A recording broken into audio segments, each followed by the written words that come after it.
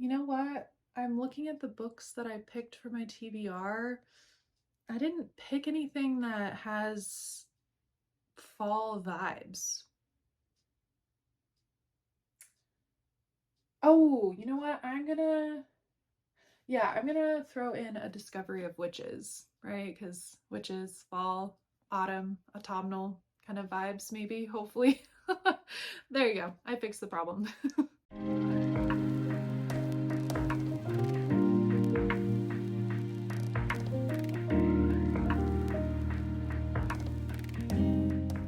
Hello, my name's Morgan. Welcome back or to my channel. Today we're going to talk about the books that I hope to read in September. So let's jump into it. First book that I hope to read in September is The Elf Stones of Shannara. I am on a Shannara kick right now. I hope to finish the series. I actually, by the time I'm filming this, I've already kind of started it. I'm a couple chapters in. I knew I was going to love this because it's going to be more elf-centered, and I think the world he created for the elves is just fabulous, especially after reading the Genesis of Shannara. And I also know one of the main characters is going to be a female. I love a female lead. Very excited to get into this. This takes place actually into the future after the Sword of Shannara, so this isn't a continuation of Shay's story. We jump kind of a generation ahead in time. It is kind of a continuation of the world, maybe not the main storyline in the Sword of Shannara. If you didn't like the Sword of Shannara, but you feel a little bitter that you put in all that time to read 600 pages, this is kind of a different story, and it does have a different vibe so far. From what I know about it, I think I'm gonna probably like this even more than Sword of Shannara because of elves, the Elcrease, kind of the whole plot's a little different and fun. If you watch the dreaded TV show for the Sword of Shannara, I am so sorry you did. It's not a good representation of the books, I promise, but the Sword of Shannara's TV show is so misleading because the TV show actually skips the whole first book, which is called The Sword of Shannara. They just completely left that out. And this is where the show picks up. And it's called The Elfstones of Shannara. So it's a little misleading. But this kind of follows more of the timeline of that TV show. Unfortunately, I watched the TV show before I read the books, so I kind of have a little bit of spoilers. However, the TV show doesn't really follow the book too much compared to the little bit that I've read already. But yeah, I'm excited. Continuation, beautiful world, beautiful story. Very excited for this. Another 600 pager, hefty, great way to start off September. The next book that I really want to read is Hamnet. Hamnet is a tale of Shakespeare's son, the son who died during the plague, I think. Or no, did he get a fever? No, the death, yeah, it's the Black Death. So the plague comes and it takes his son. I think this story is less about Shakespeare and more about his wife and his child, which is barely mentioned in history. I didn't even know. I just know Shakespeare and I read his plays in school. So I love historical fiction, so I thought this would be great. Nice light read. I don't know much more about anything else about this, but I know it's highly recommended. I've seen it float around all the time. I'm excited to get into this. I love the historical fiction, English, Shakespeare. I want the vibes. Maybe this will give me autumn vibes, maybe. Maybe it takes place in fall. Who knows? So this is one of my other books I hope to get into in September. The next one is Calvino. So if you watched my previous video, you'll know that I'll be moving to Italy. So I've been kind of throwing in some more Italian authors or Italian books of sorts. And this is one of the classics, If on a Winter Night, a Traveler. So I don't know much about it, honestly. I actually don't know much about Calvino himself. I do know he's not Italian. I think he was born, fact check me, because I think my brain thinks he was born in Cuba.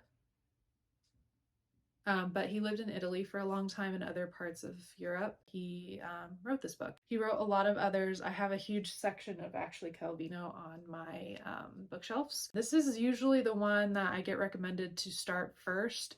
However, I actually read Invisible Cities before this, so I kind of got a feel for his writing and I really like it, so I feel justified I bought more of his books. Hopefully I'll read this one. Hopefully I'll love it just as much as I liked Invisible Cities. The only comment I have to say about these editions is I love the aesthetic of them, like minimalism, white with like a little bit of color. But the problem is the texture of the cover book. It's like matte paper, but it's white. So like it gets really dirty. Like I just bought this and there's like, it's just dirty already.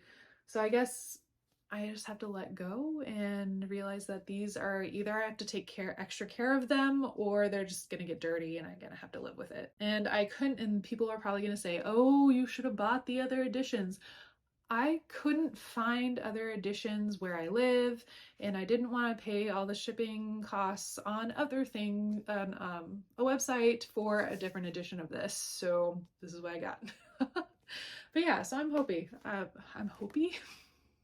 I am happy that I get to continue reading more Calvino. Let me know if you read Calvino.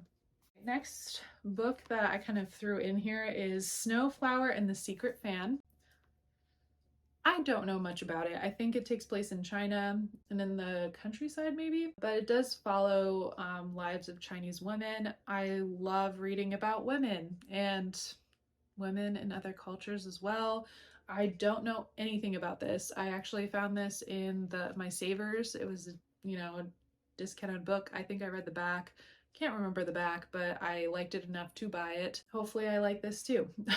That's all I got on this one. I don't know much about it. Hoping to read this in September. I started my journey reading all of those YA dystopians from like the early 2000s. We're continuing on that journey always because I feel like it's a time period I missed out since I didn't enjoy reading during that time. So I'm gonna continue reading the Maze Runner trilogy. So this is gonna be the Scorch Trials.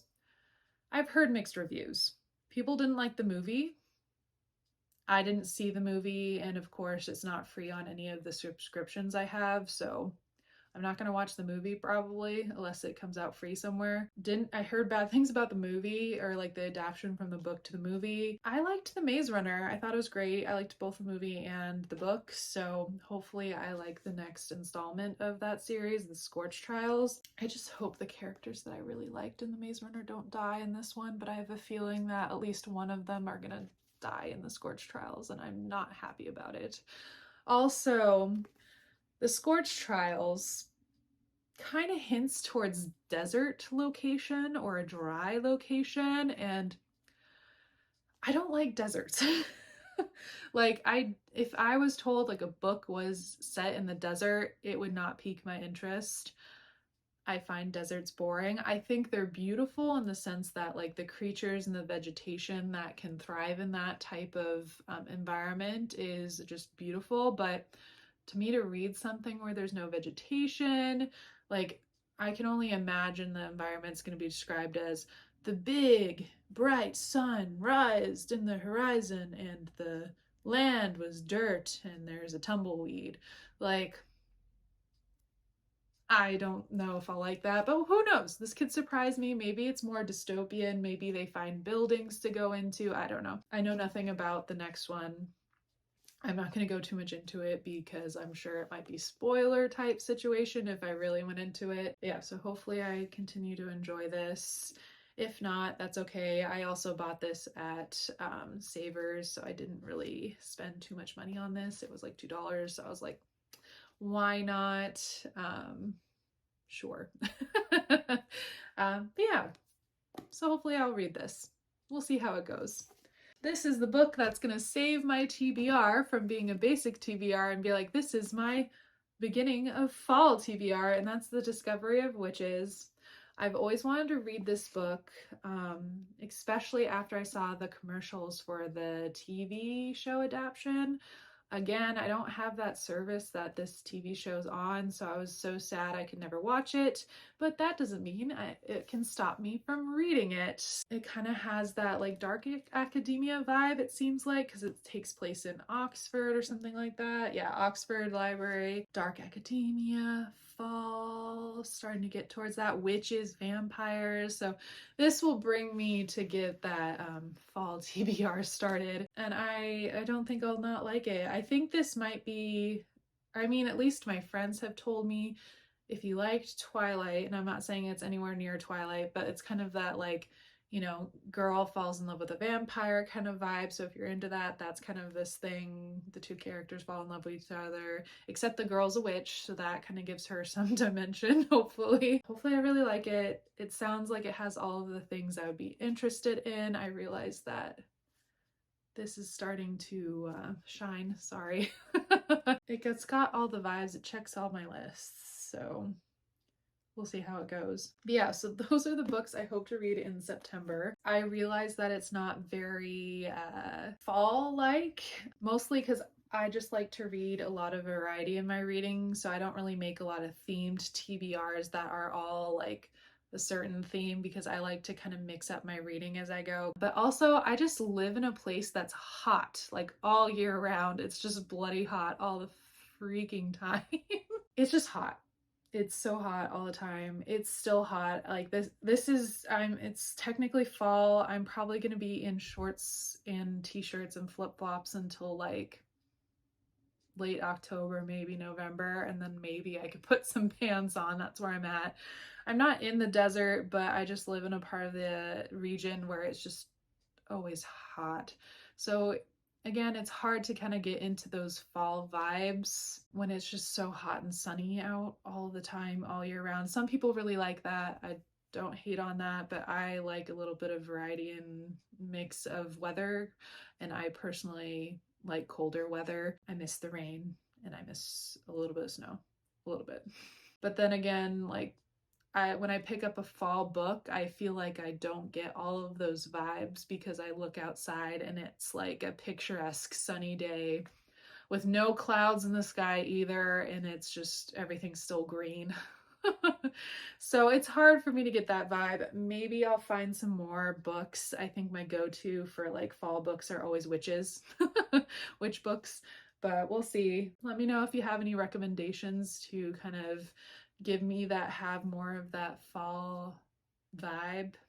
Maybe I can trick myself into thinking it's more of fall, even though it's like 90 degrees outside for me. I do that thing where I put on hoodies and sweatshirts inside and pretend that I'm in fall, and then if I have to run any errands, I just go back into that summer wardrobe and have to survive the heat. So hopefully you live in a place where it's fall now and you can get some reprieve from all of the hot weather, because I wish I could. All right, so please let me know what you're gonna read in September. Good luck on your September reads, and I hope you love everything you read. I'll see you all on the next one. Bye.